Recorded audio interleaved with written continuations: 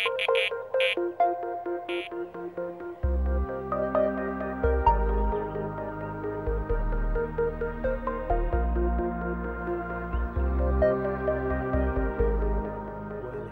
light, it's about 4 AM, hence why it's a little bit dark and I'm probably a bit silhouetted against the sunrise. It's going to be a beautiful morning, there's not a cloud in the sky, all 3 rods are out, the traps are set. I got it yesterday and managed to catch one really quickly. Just as I was walking around I spoke to one of the fellas, and while I was talking to him I saw one crash down one of these arms, and my mate Gav was fishing yesterday. He was fishing in here and he was happy to say that there were quite a few fish in here, and he said hop up that tree and you'll see a couple of big ones, and that's exactly what happened. I saw 2 of the biggest fish in the lake, and it looked really good, so I flicked the rods out when he left just along the tree line, and one of them went pretty instantly with an awesome 24-pound common. It was a real missile shape, and he absolutely run me ragged when I hooked her, so I was well pleased with that. And one thing that I've been doing is, it's quite soft the bottom out there, there's a bit of silt, lots of patches of weed, little bits of Canadian and silkweed, so one thing that I did was actually chop my boilies up using the cutter, because I thought they'd sort of quietly and slowly flutter down on top of the debris, rather than sinking straight into it like whole boilies might do. And after putting a pouch full over the top, I had to bite, so it seemed to work. And again, the little fruity numbers did the business. So yeah, well pleased with that. It's going to be a beautiful sunrise out there. The mist's just dancing on the surface of the water. A time that not many people see, other than, well, not all anglers, they're normally tucked up in bed as well. It's normally the good anglers that are up. So I'm going to go and get the kettle on. The birds are singing, they're all awake. It's going to be a scorcher of a day, I think. And I've got a few floaters in the back of the motor as well. I'm going to pop them out once the sun's up, and hopefully the carp are going to get in here again. About half an hour ago I heard one potentially crash underneath the bushes that I'm fishing to. So there's fish there, you know. There's at least one fish there.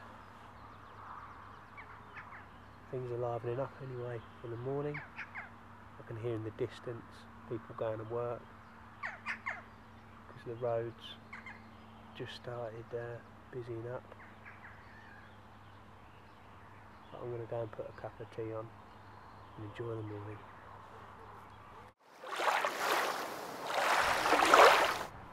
Well, I've come down, it's late afternoon, and I've found them funnelled in this really little bay right in the corner of the lake. Most of the lake's big expansive open water, and there's 2 arms that sort of run parallel with each other, and they're in this arm today. Obviously I caught that fish out of the other arm the other day when they were all just sitting there bobbing around, and I found them in here mooching around as well. So I flicked in a few floaters, got them going on floaters, and I was lucky enough to snare my personal best 31-pound common. I'm sorry for the blurry images of it. I had a bit of a nod on the camera, and it was out of focus, but you'll be able to see and judge just how big it is. It was a lovely fish, and like I said, my biggest ever fish off the surface, so I'm well chuffed with that one, and I'm hoping that there's a few fish there. Now, what I thought I'd do now, while I've got a little bit of quiet time, is just talk you through the rig that I'm using, and the rig that I always use. I tend to chop and change between 2 floats, but generally now I use the Interceptor, as you can see there. Now this is a great float, it flies like an arrow, and it comes in a few different sizes, and it's great at distance particularly, and due to this long sort of narrow stem, it goes out like a dart, and it very rarely tangles as well. You just got a size 11 ring swivel in there, that just fits snugly inside the Interceptor, and at times it can actually act as a bit of a bolt rig as well due to the weight. It literally sits just on the surface like that, or sorry, just below the surface, and you've got about half that goes under, and obviously the top section sticking out, and yeah, it acts as a bolt rig at times, so if you do look away and miss that bite, sometimes you get that bolt effect, but generally I like to watch the hook bait and strike as soon as a fish takes it. I've got like then a real long length of engage. This is 12 pound because the water's very, very weedy, and then on the end of that I've got this lovely little hook bait. That's a cell which matches the colour of the mixers, and then just I've got a tiny bit of pink on top of that. That's I'm using as a visual aid, and the carp won't actually see the pink, but I will, because it will sit just like that on the surface and it will just bob up and down. The carp will see the brown sort of cell colour which is mimicking the mixers, and on top I'll see the pink, so as soon as I see that bit of pink vanish I strike and hopefully set the hook home. Now one thing that I also do is I use Vaseline on the hook link. This keeps it nice and buoyant. Although the end gauge is very, very buoyant anyway, I like to make sure that it stays on the surface and out of the carp's way. So I literally take a bit of Vaseline like so, then I take my hook link and about an inch or so away from the hook link I smear Vaseline down it like that. Oh, keep going all the way up to the float there. So there you go, that's nice and easy. Now I'm using just normal size floaters. They're about, I don't know, 12, 14 mil sizes.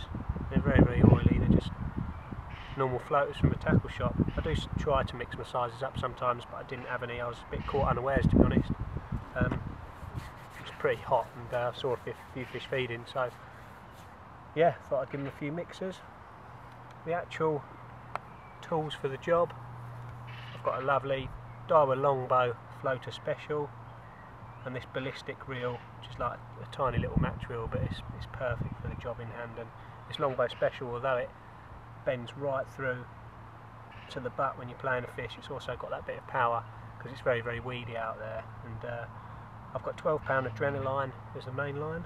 It seems to be working wonders, so I'm going to creep back down there now, fire a few mixers out, see if I can bang another one.